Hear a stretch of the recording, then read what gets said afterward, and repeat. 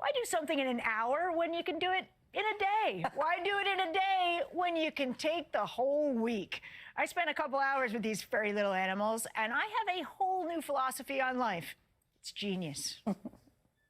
People think slothful has like a really negative connotation. Yeah, it's bad to be a sloth. Yeah, but actually they've got something really smart figured out and nobody knows it.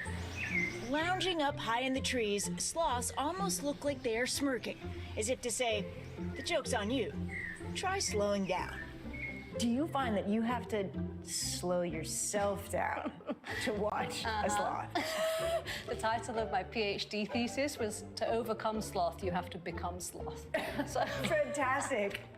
Rebecca Cliffe is a sloth expert, world-renowned actually. She has a PhD in bioscience and is the founder and executive director of the Sloth Conservation Foundation, based in Costa Rica. How did you get into this? Well, I grew up in the north of England, which is about as far from a tropical rainforest as you can get, right? But an opportunity came through my university to spend 12 months studying sloths in the jungle, and I fell in love. They enchanted me completely. Sloths are hard to study.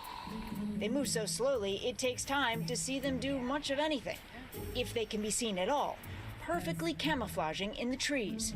What do they do in the trees all day long?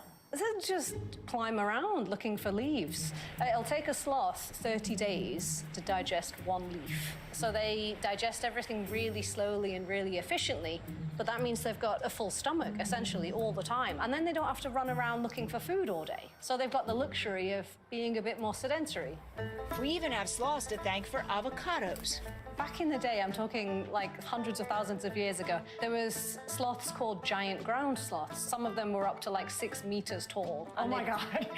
They'd walk around the planet. Imagine how terrifying that would be. They were big friendly giants, but they'd take avocados and eat it whole. And then they were the only species big enough that they could eat the whole avocado seed. So they were the primary seed dispersers for avocados. Today, Rebecca not only researches, but protects sloths in the wild. The problems that sloths are facing all, unfortunately, come from people. When they lose their habitat and they lose the connections between neighboring trees, sloths have a problem because they can't run or jump across that gap. So they have to come all the way down to the floor, crawl across the ground, and then go up the next tree, which for a sloth takes it like a whole day, and they're really vulnerable when they're on the ground. So it's all about keeping the sloths up in the trees. At Connecticut's Beardsley Zoo, we got breakfast ready for their two-toed sloths, Hope and Rhubarb. So you have the protein, then you have the grapes in there. Oh, the grapes. Yeah, these are like dessert for sloths because they're a little burst of sugar, you know? In the wild, they don't get much sugar in their diet. It makes them really happy. Hope was speed racing through the trees. Oh my God, that's a sprinting sloth. I was gonna say, it looks like that sloth is moving very quickly. Rhubarb, not so much.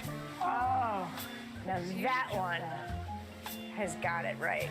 Hanging out with the sloths, you realize they aren't lazy, but rather energy efficient. Is there something we can learn from sloths? Everyone's always ashamed to share that they've spent the day doing nothing because they feel like they might get judged for it. But we also benefit the planet if we do less as well and have less and be happy with it. Let's focus on what's important to us and then just let all the rest go. That's what the sloths do.